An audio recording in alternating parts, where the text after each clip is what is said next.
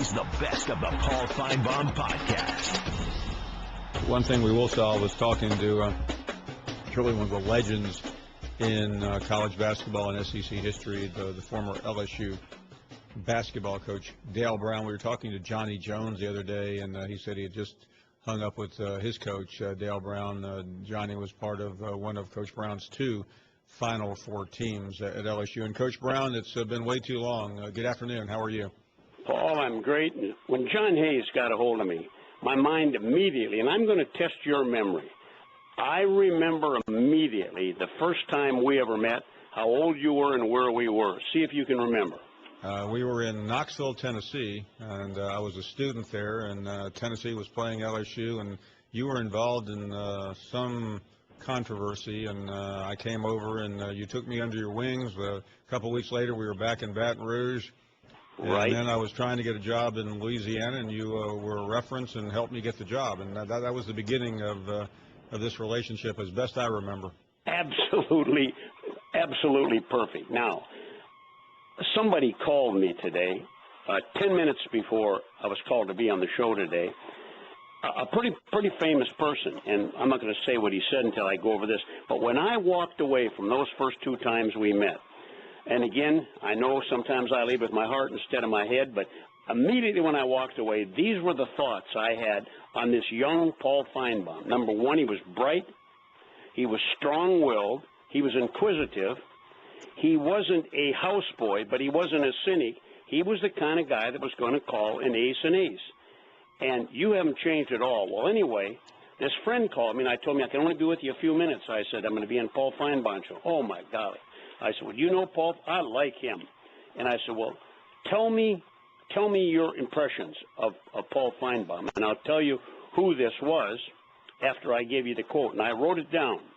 He said, Paul Finebaum, there's numerous things I can say, but here's what I think.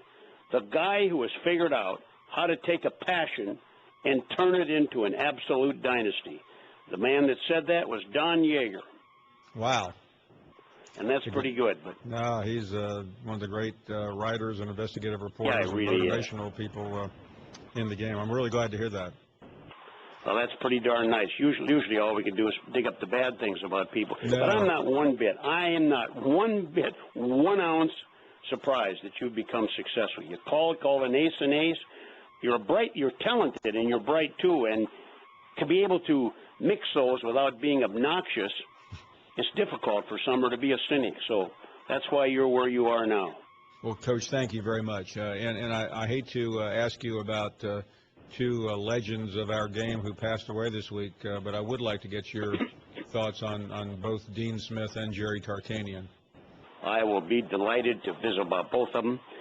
We played Dean several times, and he always was so gracious and so nice. He never, ever seemed he seemed really shy. He had no narcissism at all, no vanity whatsoever. In fact, I remember I was a young, unknown rookie coach, and they were looking for a coach to speak up at a big coaching clinic they had in Birmingham, Alabama. And if memory serves me right, I spoke at 11 and he spoke at 9. So I got in the front row to take notes from Dean Smith. And he got up there, and he was so gracious. And he didn't have to do this at all. And we'd only met maybe once or twice before that. Maybe we had, I can't remember what year it was. But anyway, he got up there, and he was so gracious. And here I am, a rookie. Nobody knew me, a no-name guy from North Dakota. And he got up there. He said, I see Dale Brown's here today. And he said, what? Well, he doesn't even know me. He said, you're going to enjoy him. He's a fine speaker, and he was so gracious, and he was very similar. John Wooden and him were almost clones in many ways. Now, Jerry Tarkanian, my first impression of him, I got my first college assistant job, Paul, at Utah State. I didn't know anything about North Dakota. I was a high school coach and a junior high school coach, and just trying to get involved in coaching, was hired there. The coach told me I had a recruiting. So I went to California. He told me there's 2 of the best players in the country are junior college players. One's a 7-footer and another's a 6'5" guard. And they play at Riverside Junior College in Riverside, California. And the coach's name, he says, is Jerry Tarkanian. You got to go see him. So they were practicing, and I walked into this modest gymnasium, and he walked over right away. Can I help you? And I said, yeah. I said, I'm the new assistant at Utah State. I said, my name's Dale Brown. I'm Jerry Tarkanian. Well, sit down, Coach. He called me Coach instead of Dale. I coached him into Utah. He was so gracious. Now, he was rough on the edges. He had that Armenian spirit, and he was courageous enough to do what Frank DeFord said about the NCAA. They're the largest legal cartel in the world. Now, immediately, when people pass, everybody's going to say complimentary things, and there are those who are going to say, well, Jerry bent the rules. Well, I'd like to ask the 350 Division I coaches, if they haven't broken some kind of a rule, and I'm not talking about changing transcripts, giving them cars, but if they haven't, it's almost impossible not to break a rule. And Jerry recruited a different type of kid than Dean. Dean was at North Carolina. Jerry was at, Las Vegas and Fresno State. Those aren't places you're going to automatically attract. But he was really a good, decent guy. And also a third guy, which I have to mention, Bob Boyd was a legend, but nobody knew about him because he was always under. He was my assistant for 1 year, always under John Wooden. So, and there was a book written, Paul, and I don't know if you've ever read it, but it really, I gave mine to somebody or I'd send it to you. It was written years ago by a friend of mine from the Chicago area by the name of Bill Libby, L-I-B-B-Y, and it was called The Coaches. And he took I think a year or 2 years off, I'm not sure exactly, and went around the country and examined the personality of coaches. And what he said in there is how many different personalities there are that can lead to success. And Dean and Jerry were opposites in many ways, but he was really a great coach. I did want to ask you about.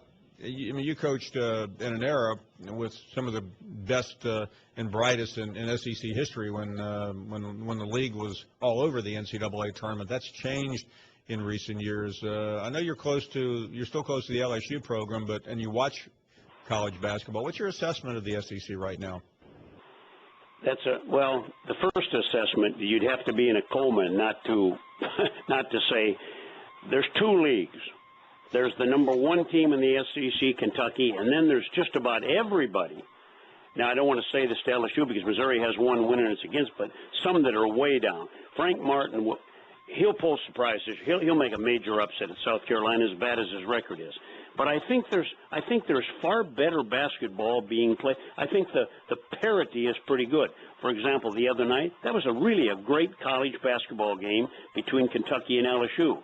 And so I don't think for some reason, and of course, there were some big-name players, the Charles Barkley, Dominique Wilkins, Kyle Mizes, I can go on and on. But I think the league is really underrated in many ways, and Kentucky is such a gigantic step ahead of anybody. Now, you're going to say, oh, that's Dale, he embellished this. Sitting at the game the other night and watching John's team, I got home and I pondered how good they were. I don't believe, and this is not embellished, I was recruiting out in California against John Wooden and Bob Boyd and and I was at Washington State in the same league with them, so I saw their great team.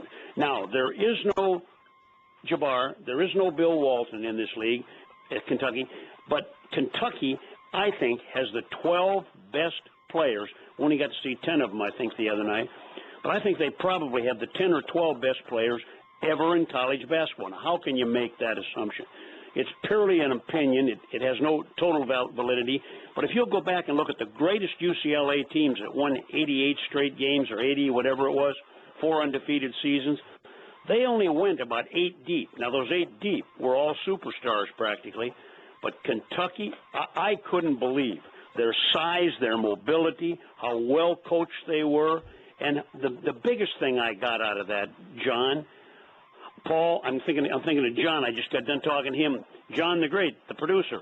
And I said, when I walked away from there, Paul, the biggest thing I got out of it, how totally unselfish they are, all heavily recruited, all wined and dined with this terrible system called recruiting, and yet they're really unselfish. So that was kind of a testimony longer than maybe you wanted it. No, that's exactly what I was curious. I mean, we make a great deal about this attempt to be undefeated, and we both you had some teams that didn't lose very many games, and you went up against some who were on their way. But does that matter as long as you win the national championship, or are we making too much out of this? My reply to it would be it didn't matter to John Wooden. He went 4 undefeated seasons and won the national championship.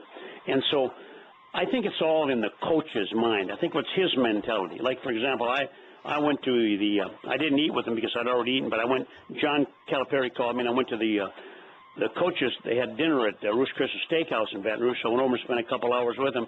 And he seemed as relaxed as can be. He just wants these kids to do what they can do and play as good. He seemed content with just trying to do your best and don't worry about winning. And if memory serves me right, didn't the Kentucky program, I don't know if Kentucky stimulated it or it was just promotions, but didn't they one year make jerseys with 40 on there? I think so. 40 games that were going to go undefeated or something? And that fell through pretty early. So, and again, how do you know, John? They're teenagers. The best team I ever had, best talent I ever had, we didn't go to the Final Four. Stanley Roberts, Chris Jackson, Shaquille O'Neal. Now somebody immediately say, geez, the janitor could have taken that team to the Final Four. But what the problem was, 2 problems. One, we had 2 players. It was their first year, Stanley and Shaquille. Chris was a sophomore. And actually, we had no leader on that team. So you never know. Some of the 1986 team, they weren't very talented, but they went to a Final Four. 87 team was 1 game, 6 seconds away. Yeah, I mean, you had beat Indiana going to a Final Four, so you never know. Yeah, it's called a game, and it's done with teenagers, and anything can happen. You had 2 teams, other than the 2 Final Fours, that almost made it as well. One losing to Louisville, one losing to Indiana. Coach, we have to do this again. It's been a great honor and pleasure to be with you again. Paul, thanks, and keep up your good work, man. You're unique in your business.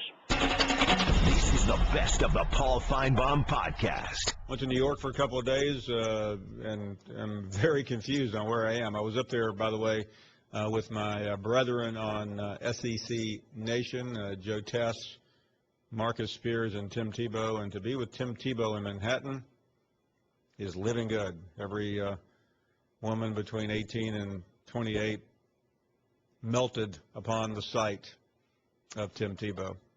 Let's continue with more calls. And Rick is next in Los Angeles. Hey, Rick. Well, thank you, Paul. Hello, John. Paul, I'm glad you're back in one piece. Did you survive the snow up there? The sidewalks weren't easy, but you get used to it after a while. Well, I'm glad you're back. I just want to say thank you for the interview with Coach Brown. I'm so glad to hear that Coach Brown is doing well, and it was a terrific interview.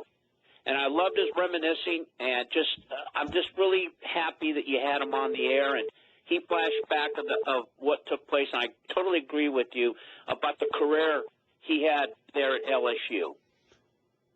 Also, I'd like to say, Paul, that the Kentucky team, the other night, that was a terrific game with LSU. And they came close. And Paul, it took me back to 76. When Indiana was perfect, and they were playing Johnny Orr's Michigan team, and they had Phil Hubbard, and they had Indiana beat. And Indiana found a way to pull that game out and won. That was as close as they came. And then when they faced each other in the final, it was no contest. My thinking is Kentucky had this close call on the road, and I feel that this might have been the closest that teams will get. Because I agree with Coach Brown. I think this team is talented from top to bottom. And the other day, Dari, and it's been mentioned before, Paul, I think it was on your program, too, was brought up. I feel if anybody's going to beat Kentucky, now that the team's got to play a great game, but Kentucky's got to do themselves in. Well said, Rick. Thank you. Thank you very, very much. Bobby is up next in Birmingham. Good afternoon, Bobby. Hey, buddy, how you doing? Okay. Glad you're back, buddy. Thank you. No disrespect to your guest commentators, but when you're off again, we're going to have to change the name of the show. We can't call it the Paul Finebaum Show. Well, next time I'm off, Brian Williams has agreed to sit in for me. All right. I want to say a couple of things. All of us like our rights and freedom in this country, but the problem comes when the other people try to dictate other people's rights. And another thing, Paul, all of us got gays in our family. Some of us just keep them hid, you see. And one thing about this country, Paul, now if you break the law, you do what? You go to jail. It might take some time. No matter what color your robe is, whether it's black or white. You break the law, you're going to jail. You know, some people, they just need to think about other people.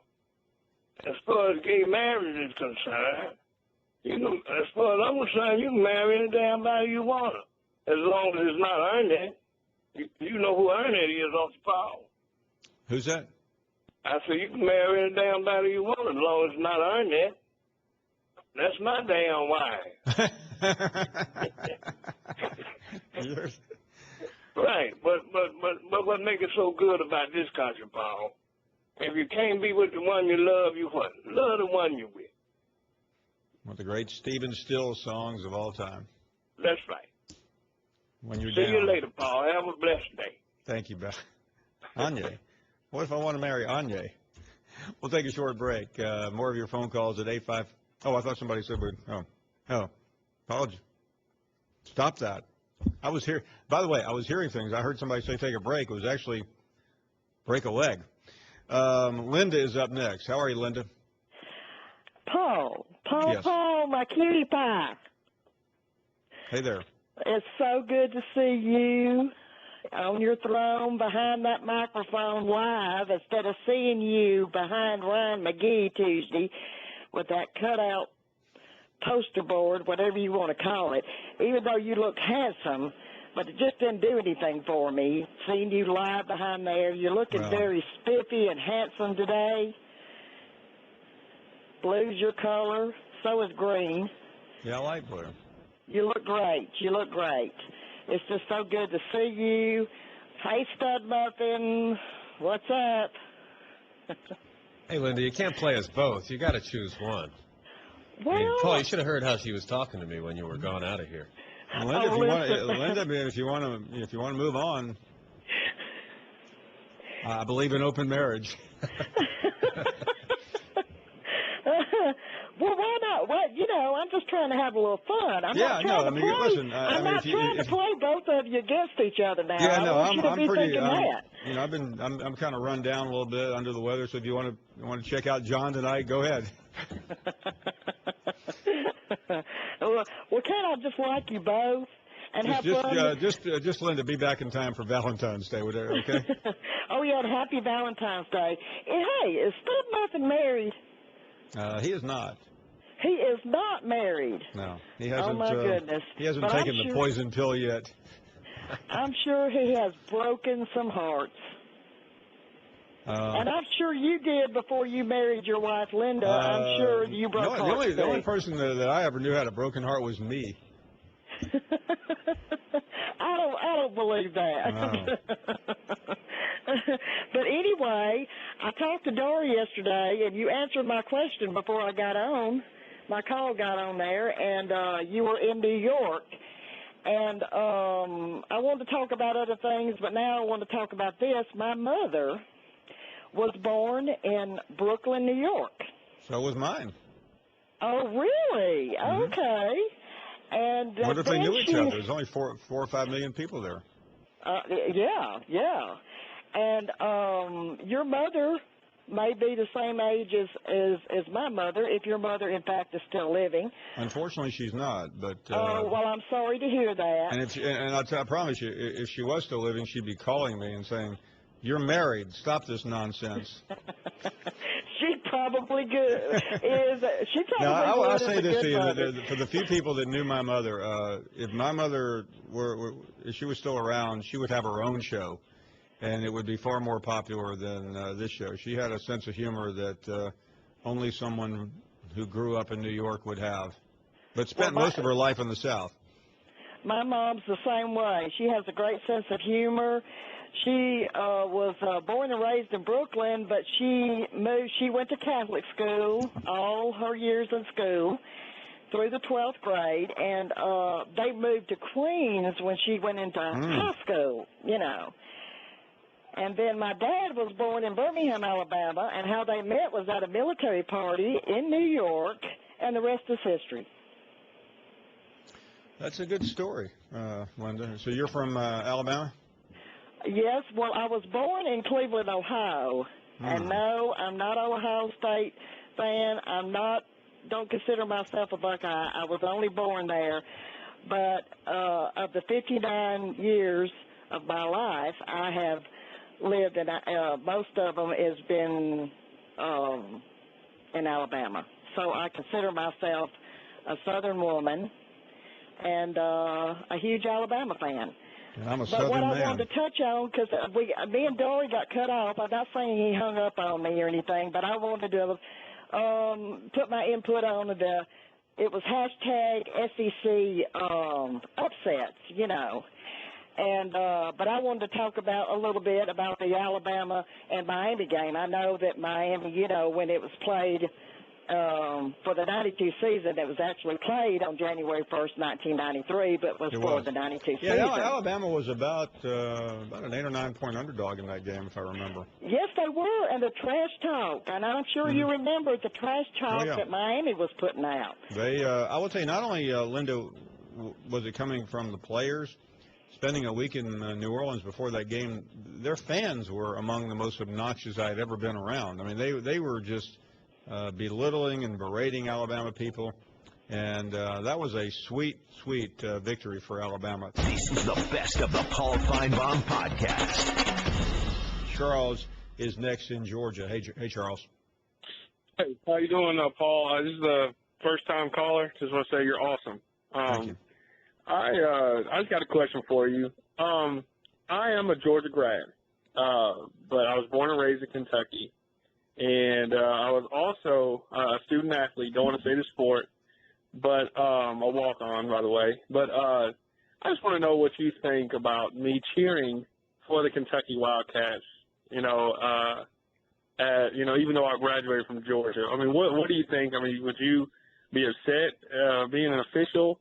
Would you be upset about that, or what? You know, my feeling about people cheering, you know, I get this all the time. Well, you went here, or why are you this? To me, you cheer for the team you want to cheer for. You're not locked in. You don't sign something in blood. Not everyone has great college experiences. Sometimes people move someplace. They get married. Their kids are fans of one school. It doesn't really matter to me, and I don't mean that in a flippant way, but if you told me you played at Georgia or a Kentucky basketball fan, good for you. I mean, at the end of the day, we're not talking about religion here. You're not talking about subscribing to certain methods or teachings of hundreds of years. We're talking about sports. Yeah, well, I really appreciate that because I have, when I went there, went to Georgia or whatever, during the games or whatever, I had a Kentucky jersey on in the student section, and I've had some students, and I got cussed out pretty much, and then I've had some coaches come to me and say, "Man, what are you doing?" And I said, "Hey, I love Kentucky basketball. I was born and raised in Kentucky, and March 3rd, when they come to town, best believe. In fact, my wife, she made a sign. It's gonna say biggest day. It's gonna say Georgia is my alma mater, but Kentucky basketball is all that matters. And you'll see it'll be biggest day. I'll be lower arena, and you'll see me and my wife. But I'm pretty much probably going to let me say this to you, Charles. I mean, there probably is a better way of doing it than you're doing it. But I realize part of fandom is cheering and wearing the colors and all that. But I know people that cheer for one school in one sport. I mean, I'll give you the perfect example. Dale Earnhardt Jr. He lives in North Carolina. He's a North Carolina basketball fan and a South Carolina football fan. Why? Because North Carolina is the primo basketball program. And their football program is pretty pathetic. South Carolina is known for football. So, I mean, you're not the only one who's ever done this. Yes, sir. Well, I appreciate it. I mean, that's why on my truck, I got a big UK, and under it says basketball, and on the right side and the other side, it's got a big Georgia G, and under it says football. Because I love both. But, you know, and by the in way, between that, when Georgia basketball starts, you know, having the 12 best players in the country and getting to Final Fours, I think they've been to one Final Four in history in the mid-'80s. But yeah, listen, you don't have to explain it. I'm not trying to be a priest here in confessional, but I am going to absolve you of all sins. I think you're free to choose for any team you want. thanks, Paul. You're the best now. Take care. Okay. Hope you don't get, like, harassed at the game. Let's continue. How about Jay in Tennessee? Good afternoon, Jay. Hey, how's it going, Paul? Really well. I'd like to just give Ron a couple of reasons why Tennessee could not only go 10-3 this year, but could probably compete for the college football playoff. Go ahead. They got probably arguably the best quarterback in the East, maybe even the SEC with Josh Dobbs, maybe besides Johnson and Auburn. Hurd and Kamara, both explosive in the backfield. They retired pretty much their whole receiving core. Marquez North and Pearson. They got Preston Williams coming in this year. I'm really excited to see him. I mean, they're turning almost their whole offensive line. The defensive line is going to be crazy. I don't see any reason why they couldn't go 10-3.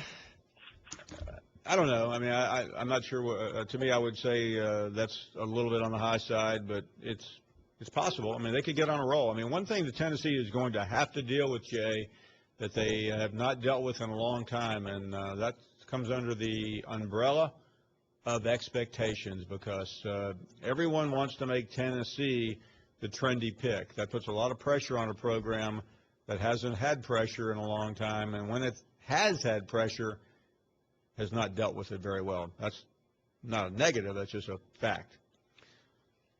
Let's continue. Chris is next in Georgia. Hey, Paul, I'm a first-time caller. I have cerebral palsy and a big basketball sports fan altogether. So my thought today is about Dean Smith and Jerry Tarkanian and the big loss that we just suffered from.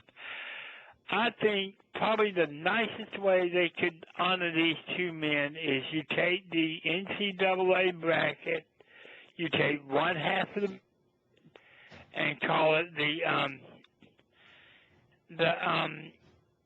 Tarkanian bracket, and the other half you call it the Dean Smith bracket. Thank you and have a great day. Thank you, Chris. Be well, my friend. Nice of you to give us a ring. Yeah, I don't think you're going to see too much from the NCAA in relation to Tarkanian. It's a novel idea. I'll give you that. Let's check out Tommy in Kentucky. How are you, Tommy? Pretty good, pal. How are you? Great. Thank you. I'm a huge basketball fanatic, and I'm sorry to say that this year is some of the worst officiating I've ever seen in the NCAA.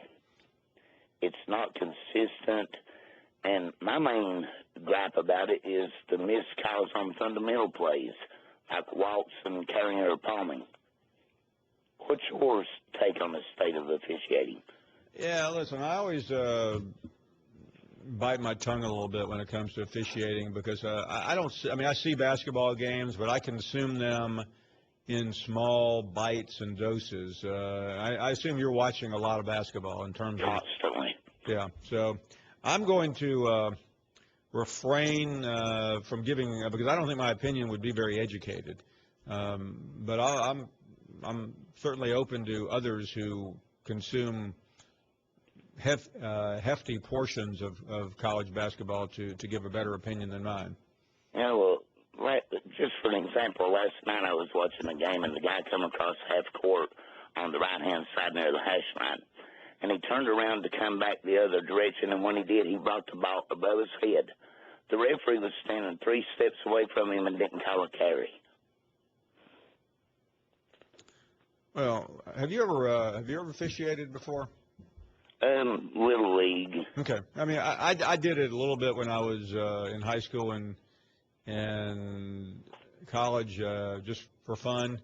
I'm not trying to compare something that happened a million years ago to now, but basketball is a very difficult sport to officiate. I mean, it's hard to see.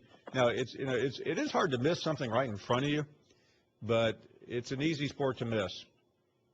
Well, you have people taking 3 and 4 steps before they shoot the ball, and they don't call a walk. I mean. Yeah, well, but I always kind of give the same response.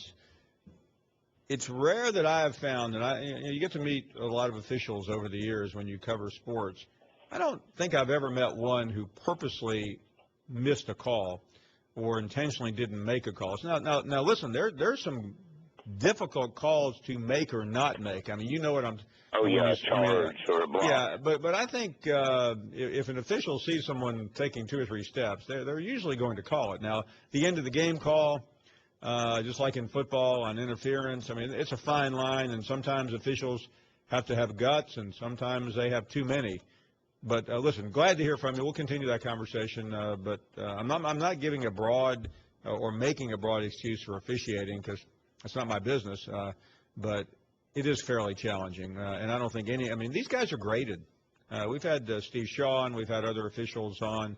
No one wants to look bad, whether it's in front of 8,000 people or 8 million people on television. This is the best of the Paul Finebaum podcast. Jamie is in Georgia. How are you, Jamie? Good. How are you? Okay, thank you. I was just wanting to call in and talk about Tennessee just getting way too fired up too early, I think. I mean, they got used Georgia coaches, and they barely made it to a dang bowl game, man. I mean, how can you really be that credible when you barely make it to a bowl game and you play Iowa and you might beat the tar out of Iowa, but I really don't understand what they're all fired up about. I mean, being a dog fan and everything like that, we got Chubb, man. Chubb's going to freaking kill them if they don't. I just don't see their defense being like that strong with because we've had them before. I really don't. Well, what happens, though, I think, Jamie, is that a lot of momentum. You've heard the story. I won't bore you with it. You have a big bowl victory. By the way, I mean, it was Iowa, and Iowa doesn't scare anyone, but it looked good. And then you couple that with a big recruiting year, and it just feeds into the fans. And Tennessee fans started getting excited late October, early November, and it held over. And that's what momentum is about, and that's what programs are fueled by. So you may be right. I mean, every schedule in the SEC is tricky, though. It's not like, hey, boy, they have the easiest schedule I've ever seen. I mean, do you know a team that has that? Well, no, there's nobody that's really got an easy schedule anywhere in the SEC, but, I mean, Tennessee's just getting way too fired up, way too quick. Don't you think? I mean, it's just like, 7-6, right? I mean, yeah, I mean, that's 7-6, 7-6, man. You haven't proved anything. You just got lucky in a couple of crap games that you played out of conference, and you didn't beat anybody. I mean, you can't. I mean, really, you can't be like a top program in the SEC East. The East is not that much off the West either. I mean, they won. East won just about all their bowl games, or all their bowl games, and the West was faltering. Mississippi, that's why everybody was all excited about the Mississippi teams. I mean, Mississippi was best defense, and Mississippi State was all that, but. Heck, they ended up just like choking. I mean, they're not. The East is not that much off the West anyway, as far as recruiting or anything. And everybody wants to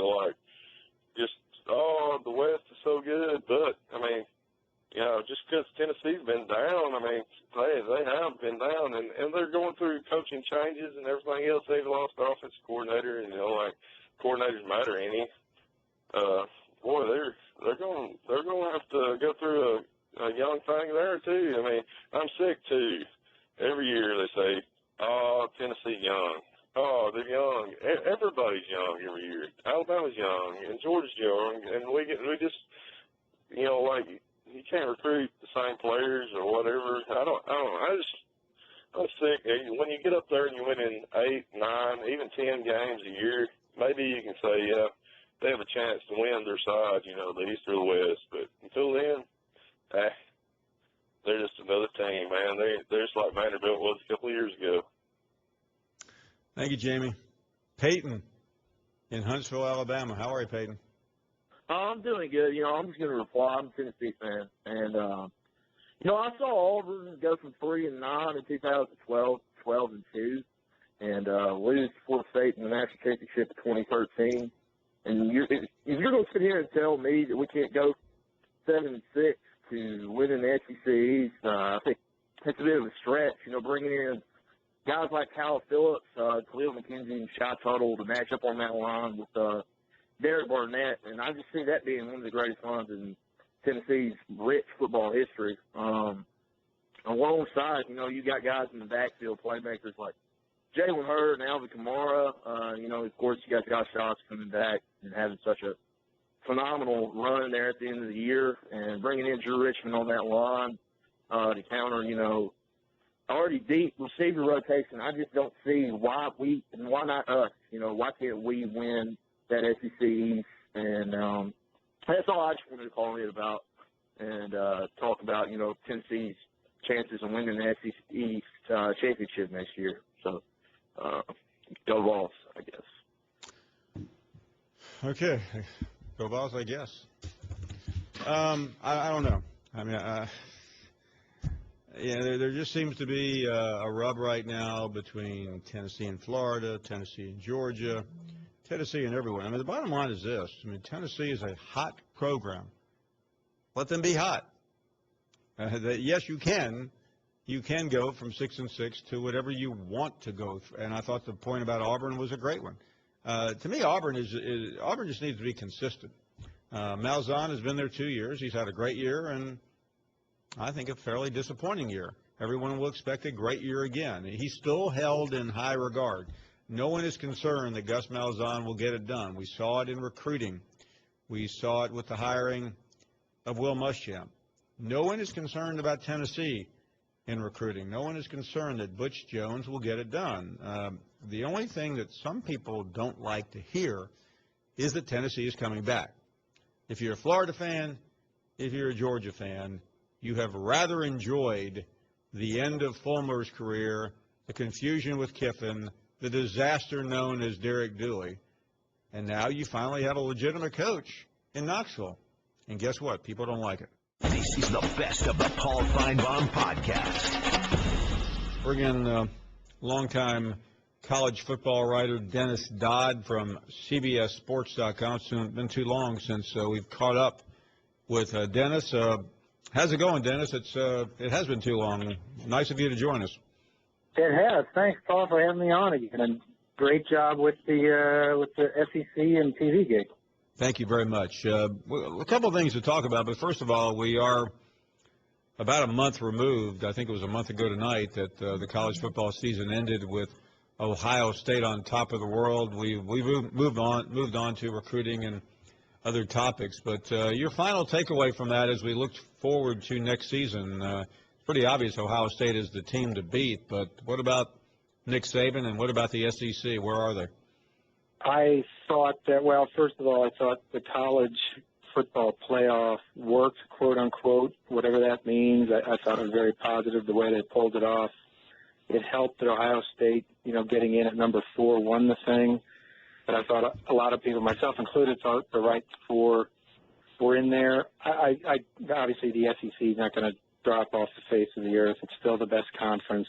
I think simple math will tell you that they're not going to win 7 in a row. I don't think anybody is, ever. I don't know if they'll win 4 in a row, just because it's harder to get through that 2-game gauntlet and, 1-game proposition. And if they expand the thing, which a lot of us think is going to happen, it's going to get even harder. But, you saw by recruiting, you saw by every other metric, television, that the SEC is still on top, and that's not going to.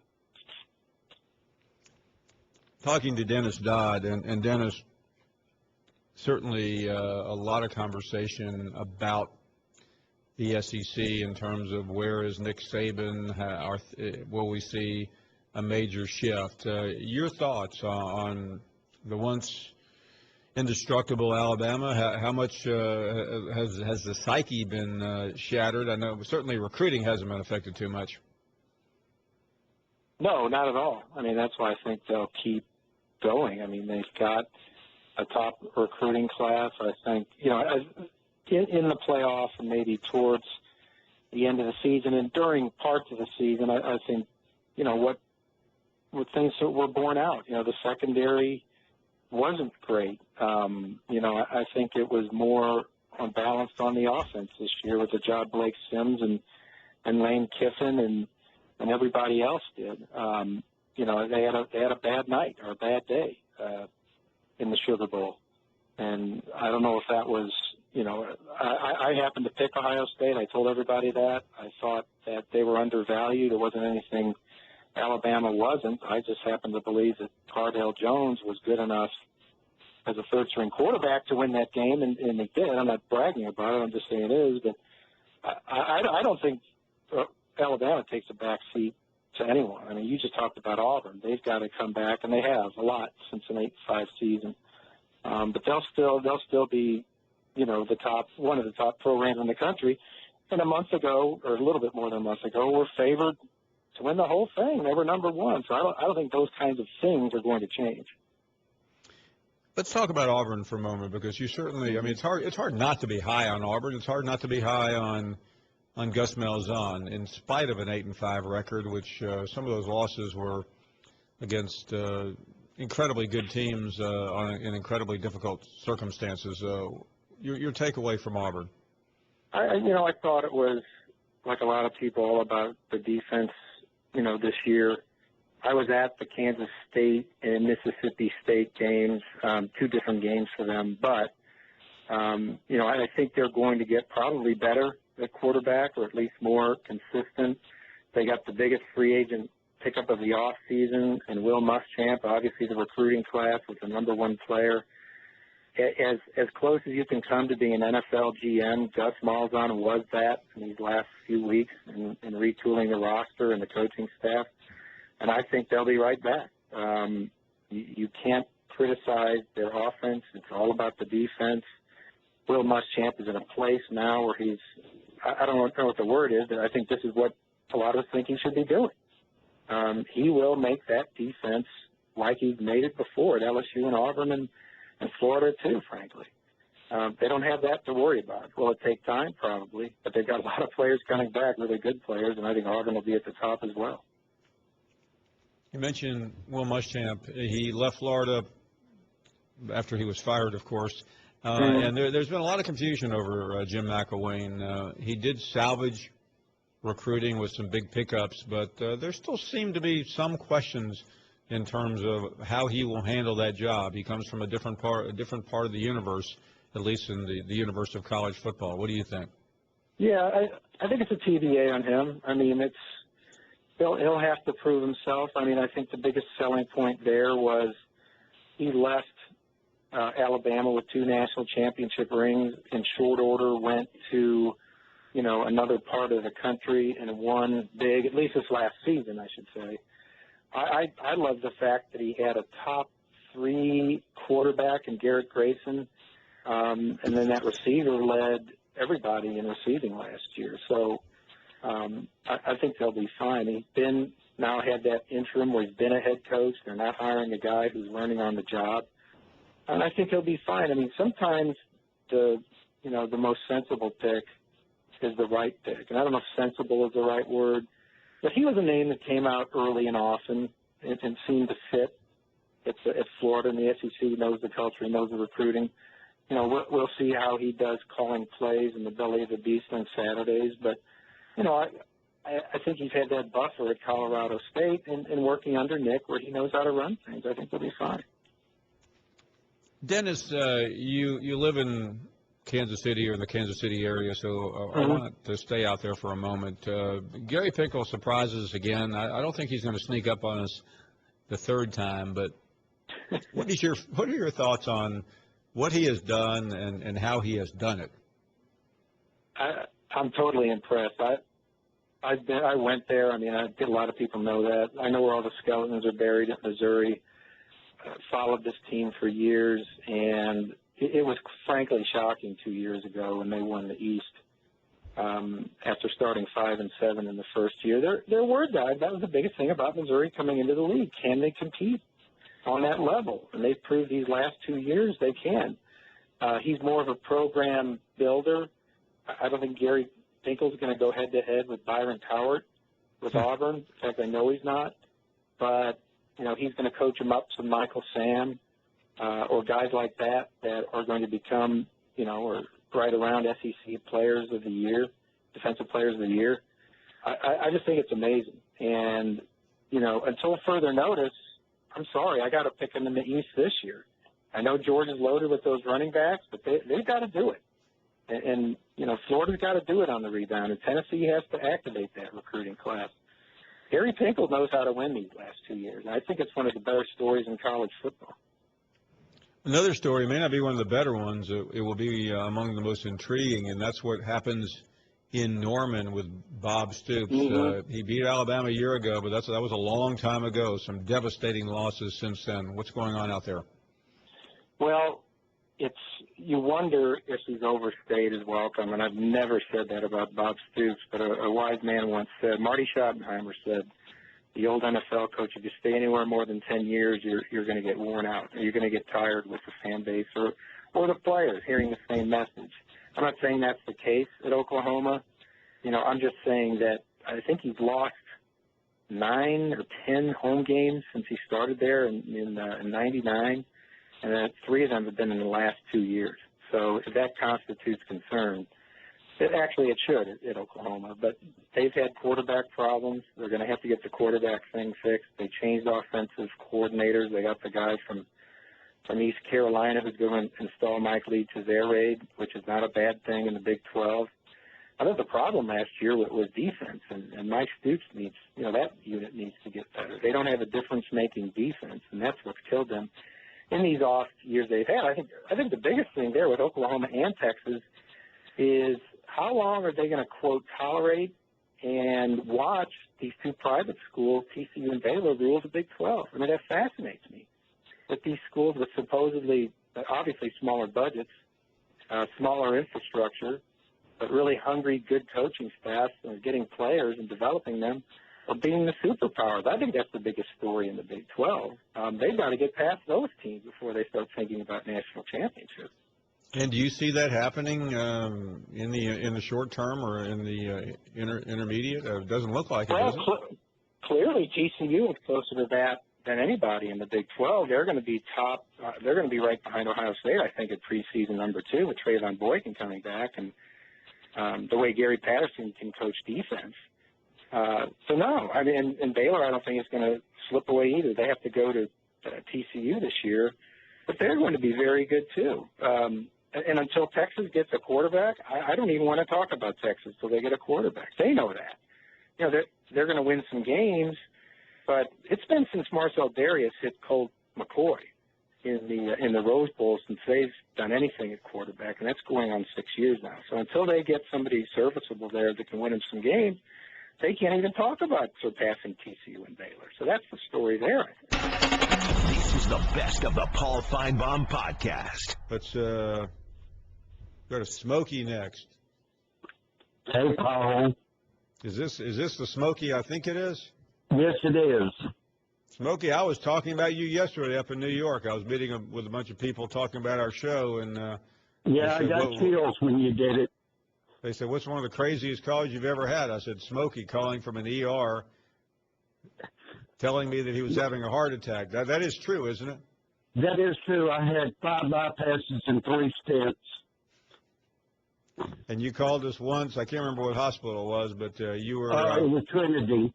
You were at Trinity, and you were on hold. Alex Bell, who used to answer the phone, he put up on my computer, Smokey calling, says he's having a heart attack. I thought it was a joke. And finally, after about 20 minutes, I said, "Hey, Alex, what's the deal?" He said, "The guy said he's having a heart attack." I thought it was somebody pulling a joke on us.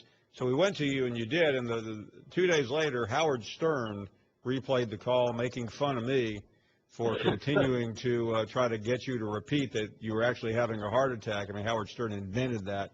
And then we put the nurse on at Trinity, and she confirmed, yes, this man is having a heart attack. And you thought you were dying, did you not?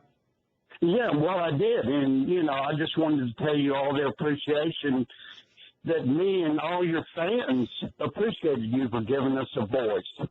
No, it's one of my favorite calls of all time, Smokey, and that's been 4 or 5 years ago. You sound like you're doing pretty well. How are you doing? I knew you were going to ask me that, Paul. Well, it's still a heart problem. I've got a broken heart. You have a My broken wife heart? left me October the 30th, and I need you to bring her home. Well, what happened? I mean, why did she leave?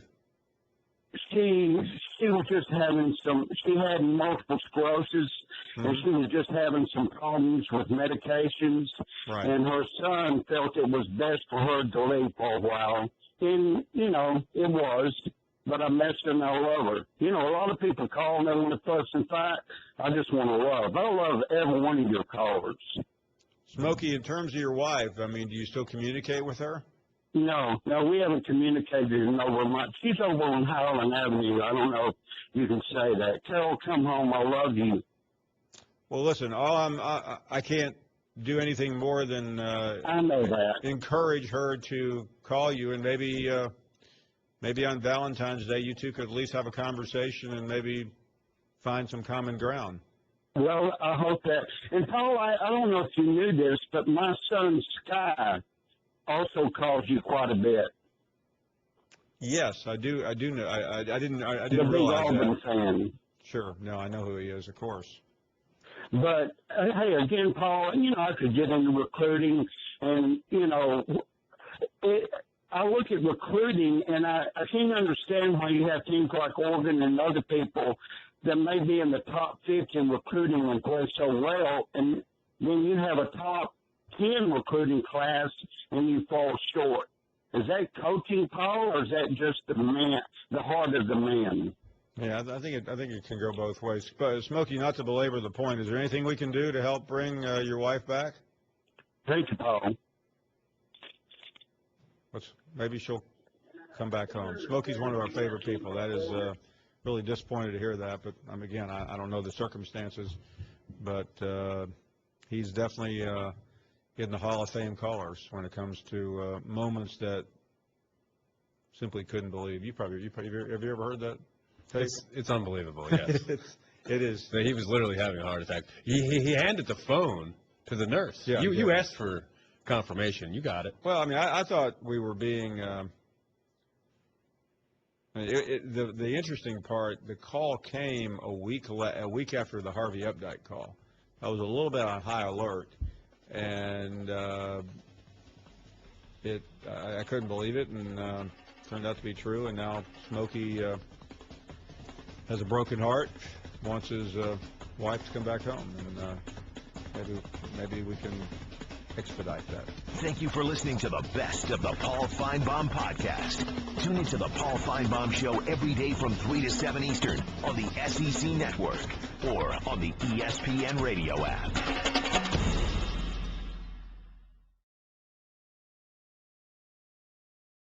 Geico presents Strange Savings Stories.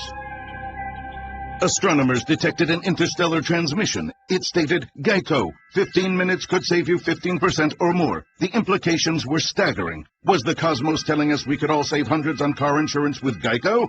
Or did their radar merely pick up a signal from the nearby Rufus and Clyde's morning show? We may never know. Geico, 15 minutes could save you 15% or more on car insurance.